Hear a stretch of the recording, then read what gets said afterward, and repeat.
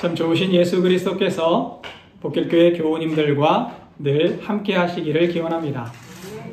우리가 드리는 이 예배의 자리에 주님께서 임하셔서 주님의 이름을 부르고 있는 우리 교우 한 사람 한 사람 하늘 백성 삼아주시고 주의 자녀로 삼아주시기를 기도하고 또 기도하겠습니다. 여러분, 하나님을 믿는 이 믿음의 삶이 행복하십니까? 하나님을 믿는 삶이 행복하실 줄로 믿습니다. 하나님을 믿는 삶은 행복한 삶이라고 저는 확신합니다. 세상에 그 무엇보다 하나님을 믿는 것이야말로 진정한 행복이고 진정한 기쁨입니다. 때로는 믿음을 의무로만 생각하시는 분들이 있습니다. 저는 믿음이 의무라는 말이 딱히 틀렸다고 생각하지는 않습니다. 왜냐하면 믿는 사람에게 하늘의 은혜와 복이 허락되었기 때문입니다. 그러나 믿음을 의무로만 생각하면 신앙생활이 힘들어지고 시간이 지나면서 지치고 어려워하는 사람들을 저는 많이 보았습니다. 오늘 말씀을 통해서 예수님을 믿는 삶이 왜 기쁜 삶인지, 또 어떻게 우리를 행복하게 하는지를 한번 같이 살펴보려고 합니다. 예수님은 믿음은 기쁜 일이다 라고 말씀하십니다. 오늘 읽은 말씀 바로 앞절인 요한복음 15장 11절입니다. 내가 이것을 너희에게 이름은 내 기쁨이 너희 안에 있어 너희 기쁨을 충만하게 하려 함이라. 이것을 이룬다 라고 말씀하실 때 이것은 앞의 내용인 요한복음 1절부터 10절까지의 내용을 의미합니다. 예수님은 비유를 통해서 포도나무 가지가 포도나무에 붙어 있어야 열매를 많이 맺는 것처럼 우리 역시 예수님 안에 있어야 한다라고 말씀하셨습니다. 우리가 예수님 안에 있으면, 우리가 예수님께 붙어 있으면 우리의 삶이 기쁨으로 충만해진다라는 거예요. 여러분, 예수님을 믿는 일은 행복한 일입니다. 예수님을 믿는 일은 기쁜 일입니다. 예수님을 믿고 예수님 안에 거하심으로 하늘에서 부으시는 충만한 기쁨과 행복을 온전히 받아 누리시기를 바랍니다. 그렇다면 여기에서 질문이 하나 생겨납니다. 예수님께서는 나의 계명을 지키면 이라고 말씀하셨는데 여기에서 계명이 뭐죠? 예수님께서 지키라고 말씀하신 계명이 무엇입니까? 오늘 말씀 12절을 보겠습니다. 내 계명은 곧 내가 너희를 사랑한 것 같이 너희도 서로 사랑하라 하는 이것이니라. 예수님의 계명은 서로 사랑하라 라고 말씀하십니다. 그것도 예수님께서 우리를 사랑하신 것 같이 서로 사랑해야 한다라고 말씀하십니다. 이 계명이 얼마나 중요한지 오늘 읽은 말씀에서 12절과 17절 두 번에 걸쳐서 반복하고 계시고 또 12절부터 16절까지는 이 서로 사랑하라는 계명이 어떤 사랑이고 어떻게 가능한지를 설명하고 보완해 주는 내용을 담고 있습니다. 그러니까 오늘 읽은 본문은 서로 사랑하라 라는 내용이 무엇이냐라는 거예요. 그렇다면 예수님께서 우리를 사랑하신 방법이 무엇입니까? 먼저 살펴봐야겠지요. 13절입니다. 사람이 친구를 위하여 자기 목숨을 버리면 이보다 더 큰 사랑이 없나니. 예수님은 오늘 제자들에게 이 말씀을 전하시고 몇 시간 후면 이 말씀을 듣고 있는 사람들을 위해 십자가에 못 박혀 돌아가실 겁니다. 예수님은 우리를 살리시기 위해 십자가에 못 박혀 죽으실 거예요. 로마서 5장 8절에 보면 바울 사도는 이렇게 고백합니다. 우리가 아직 죄인 되었을 때에 그리스도께서 우리를 위하여 죽으심으로 하나님께서 우리에 대한 자기의 사랑을 확증하셨느니라.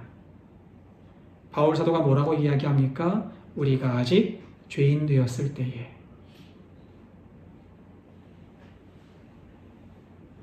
가치 없는 사람을 위해서 죽으셨고 가치 없는 사람을 위해서 고난당하셨고 그로 말미암아 사랑받을 가치 없는 사람을 예수님이 확실하게 사랑하셨다라는 증거를 보이셨대요. 바울 사도는 우리가 의로워서 예수님께서 죽으신 것이 아니라고 말씀하십니다. 이야기합니다. 아직 죄인 되었을 때에 자기의 목숨을 내어 주셨으니 그 사랑이 얼마나 위대하냐고 찬양하고 있는 겁니다. 예수님은 우리가 상상할 수 있는 가장 큰 사랑은 친구를 위해 자기 목숨을 내놓는 것이라고 말씀하고 계십니다. 세상에 이보다 더 큰 사랑은 없다는 겁니다. 예수님은 나를 위해 또 여러분들을 위해 가장 큰 사랑을 보여주셨습니다. 그것도 우리가 사랑받을 자격이 없음에도 불구하고 가장 큰 사랑을 우리에게 부어주셨던 겁니다. 그리고 14절입니다. 너희는 내가 명하는 대로 행하면 곧 나의 친구라. 이 말씀은 예수님께서 우리를 위해 목숨을 내어 놓으셨듯이 우리도 친구를 위해 또는 예수님을 위해 목숨을 걸어야 한다라는 말로 들립니다. 여기에서 조금 의아하다고 생각하시는 분들이 계실 줄로 압니다.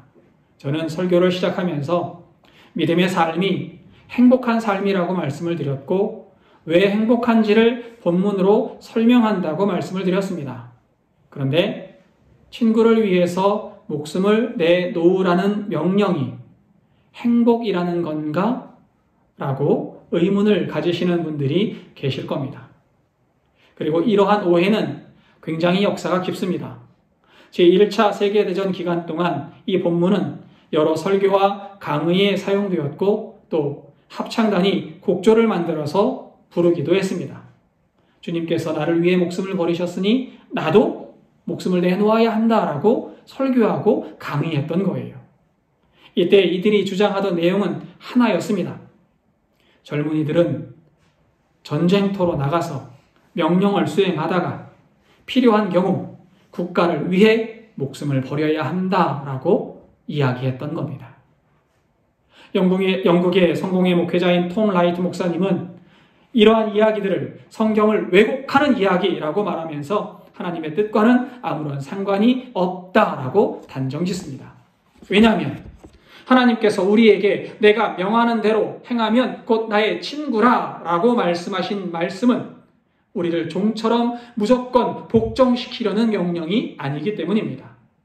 하나님은 하나님께서 우리를 얼마나 사랑하시는지 하나님의 마음이 어떠한지 우리가 깨닫고 하나님의 그 사랑을 마음속에 느낌으로 말미암아 자발적으로 서로 사랑하기를 실천하는 기쁨의 존재가 될 수 있도록 하시기 위해서 이 말씀을 전하셨다라는 거예요. 다시 말씀을 드리면 주님께서 우리를 얼마나 사랑하시는지를 알고 그 사랑을 받아 누리는 기쁨의 존재로 삼기 위해서 이 말씀을 전하셨다는 거예요. 하나님께서 우리를 얼마나 사랑하셨는지를 알 때, 하나님의 마음을 알고 자발적으로 하나님 앞에 무릎을 꿇을 때 우리에게는 진정한 행복이 허락되어질 겁니다. 15절입니다. 이제부터는 너희를 종이라 하지 아니하리니 종은 주인이 하는 것을 알지 못함이라. 너희를 친구라 하였노니 내가 내 아버지께 들은 것을 다 너희에게 알게 하였음이라. 예수님은 우리를 친구라고 부르십니다. 종이 아니라 친구라고 부르셔요. 종과 친구는 모두 하나님의 말씀에 순종하는 사람들입니다. 그러나 종은 하나님이 무엇을 원하시는지 또 하나님의 마음이 어떠한지를 알지 못하고 무조건 복종하는 사람들을 종이라고 이야기합니다. 반면에 친구는 하나님의 뜻을 알고 하나님의 뜻을 가슴속에 새기고 실천하는 사람, 그 사람이 예수님의 친구라는 거예요. 예수님의 친구는 예수님께서 세상을 얼마나 사랑하셨는지, 우리를 어떻게 사랑하셨는지를 압니다. 그 사랑을 생각하면 눈물이 나고 그 사랑을 생각하면 감사할 수밖에 없는 거예요. 예수님은 죄인인 우리를 위해 십자가 죽음을 선택하셨습니다. 그 사랑이 어찌나 큰지 그 사랑을 되새기고 또 되새기면 마음속이 벅차오를 수밖에 없고 주님을 찾을 수밖에 없고 주님 앞에 나와 무릎 꿇을 수밖에 없습니다. 예수님의 그 사랑이 얼마나 크고 놀라운지 알기 때문에 우리는 예수님을 사랑할 수밖에 없는 겁니다. 또 주님의 말씀에 무릎을 꿇게 되는 겁니다. 조니 에릭슨 타다라는 소녀의 이야기를 들려드리고 싶습니다. 밝고 쾌활한 소녀였던 조니 에릭슨 타다는 그녀가 17살 때 그만 다이빙 사고로 인해서 목뼈가 부러지고 말았습니다. 이 사고 때문에 어깨 이하의 신체는 전혀 움직일 수 없는 장애 판정을 받았습니다. 그녀는 밝고 쾌활했고 활동적인 소녀였어요. 어느 날 갑자기 온몸이 움직이지 않으니 더 이상 살고 싶지 않다는 생각에 휩싸였습니다. 죽고 싶었지만 죽을 수 없습니다. 몸을 움직일 수 없으니 죽으러 나갈 수도 없는 거예요. 그로 인해서 더 절망하고 또 절망하고 계속 좌절하고 또 좌절하는 삶 속으로 빠져들 때 하나님을 원망하면서 하루하루 절망하며 살던 이 소녀에게 어느 날 신디라는 친구가 찾아와서 이런 말을 전합니다. 조니, 예수님은 지금 너의 심정을 잘 아실 거야. 왜냐하면 그분도 십자가에서 온몸을 움직일 수 없었던 때가 있었기 때문이야. 라고 이야기를 전해줍니다. 이 말 한마디가 그녀의 인생을 완전히 바꾸어 놓았습니다. 그날 이후 그녀는 이렇게 이야기합니다. 예수님이 나의 죄 때문에 십자가에서 온몸이 마비되는 고통을 겪으셨다는 사실을 생각하니 예수님의 사랑이 내게 다가왔습니다. 하나님이 나를 사랑하신다는 사실이 깨달아지면서 하나님을 향한 원망과 불평도 사라졌습니다. 그날 이후 나를 만나는 사람들은 나에 대해서 이렇게 이야기합니다. 나의 얼굴에 생기가 넘치고 나의 눈이 빛나고 표정은 밝아졌다라고 말입니다. 이 모든 것이 하나님께서 나를 사랑하신다라는 사실을 깨달았기 때문입니다. 라고 이야기합니다. 그녀는 지금 입으로 그림을 그리는 화가가 되었고 32권의 책을 썼으며 방송을 통해서 전 세계 장애인들에게 소망의 복음을 전하는 메신저가 되었습니다. 조니 에릭슨 타다는 여전히 몸이 불편하고 여전히 장애를 가지고 있지만 예수님께서 나를 얼마나 사랑하시는지를 깨닫고 삶의 의미를 찾았습니다. 그렇고 나니 기쁘고 즐겁게 하루하루를 살아갈 수 있게 되었던 겁니다.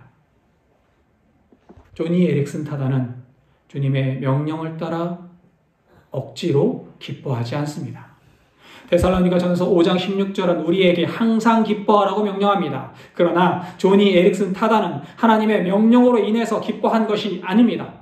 하나님의 사랑을 깨닫고 하나님의 뜻을 알게 되니까 그 사랑이 마음속에 채워지니까 자연스럽게 기쁨이 넘치게 된 겁니다.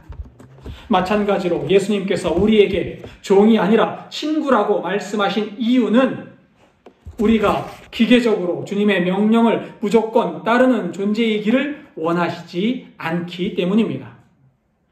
우리가 주님의 사랑을 알고 주님께서 우리를 위해 모진 고난과 아픔, 죽음까지도 감내하셨다는 사실을 알면 당연히 주님의 말씀에 순종할 것을 아셨기에 주님은 우리를 친구라고 부르신 겁니다. 여러분, 주님께서 여러분을 사랑하심을 깨달으시기 바랍니다. 주님께서 여러분을 자신의 목숨보다 더 사랑하셨음을 이 시간 깊이 깨달으시기를 바랍니다.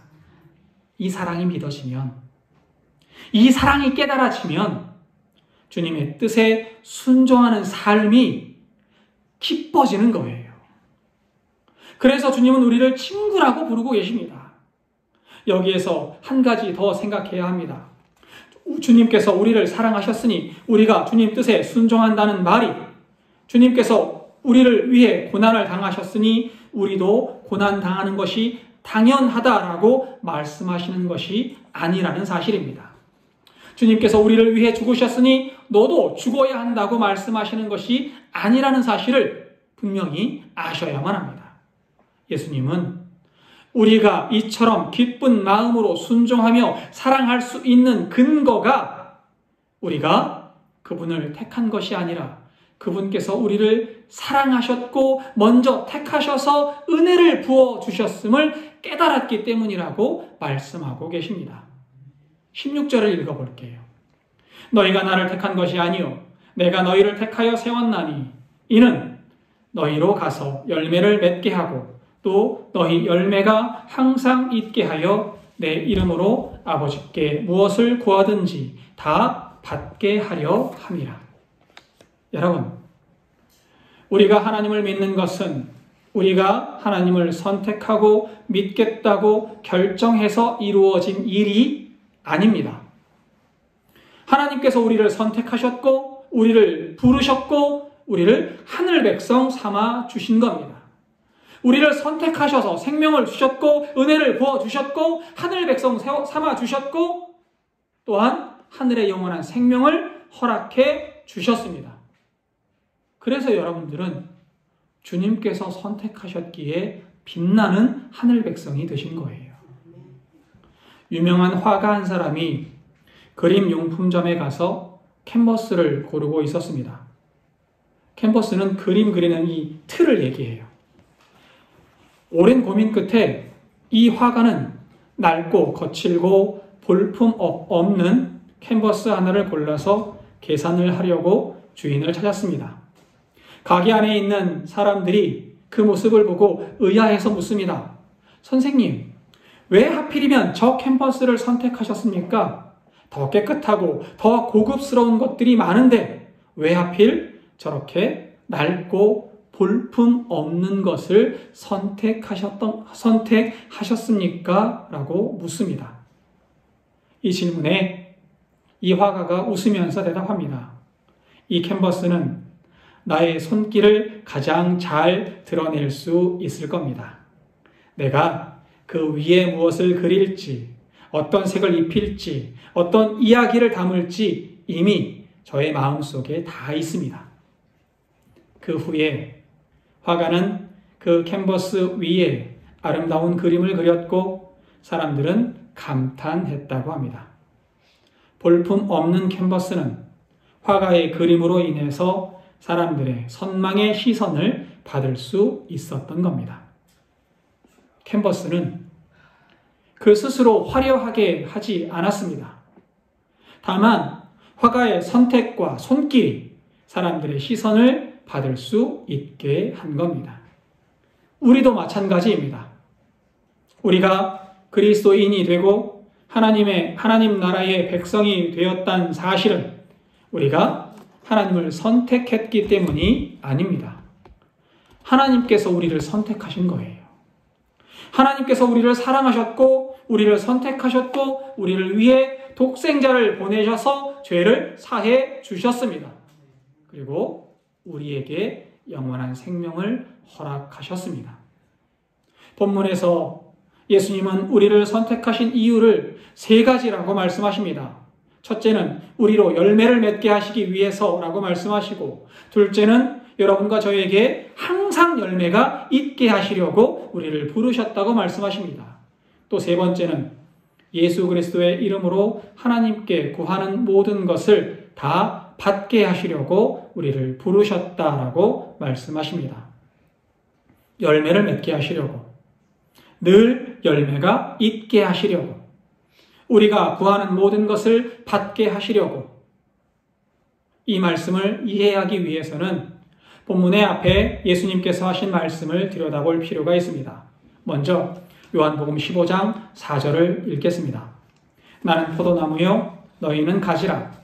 내가 그 안에, 그가 내 안에, 내가 그 안에 거하면 사람이 열매를 많이 맺나니 나를 떠나서는 너희가 아무것도 할 수 없음이라.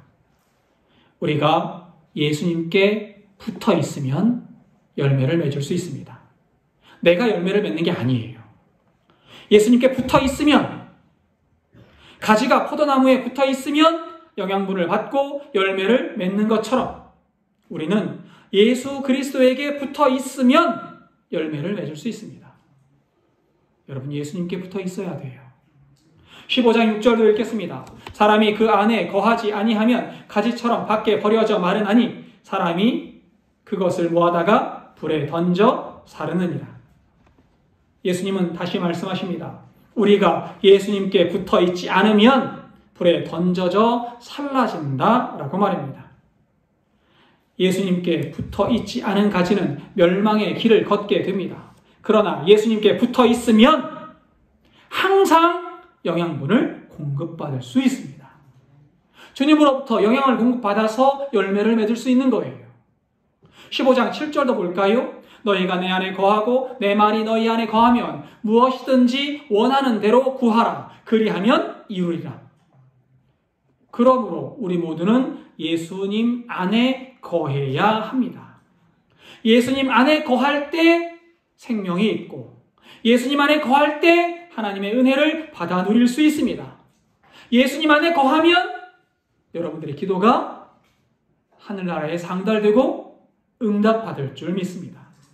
결과적으로 열매를 맺게 하시기 위해, 늘 열매가 있게 하시기 위해, 구하는 것을 받게 하시기 위해서라는 말씀은 우리로 예수 그리스도 안에서 살게 하시려고 우리를 부르셨다라는 말씀인 거예요. 그리스도 안에 거함으로 우리에게 생명을 주시고 그리스도 안에 거함으로 우리에게 은혜가 허락되었음을 알게 하시려고 주님은 우리를 부르셨던 겁니다. 우리의 믿음이 강요가 아니라 기쁨인 이유가 여기에 있습니다. 주님 안에 거하면 복 받습니다. 주님 안에 거하면 은혜 받습니다. 주님 안에 거하면 생명을 받습니다. 그러니 기뻐하지 않을 수 없습니다.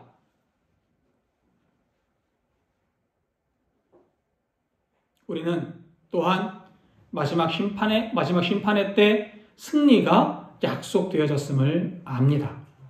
예수 그리스도 안에 거함으로 말미암아 얻는 생명과 충만한 기쁨을 말세에도, 세상 끝날에도 우리에게 허락되었음을 우리는 알기에 우리는 기뻐하고 또 기뻐할 수 있는 겁니다.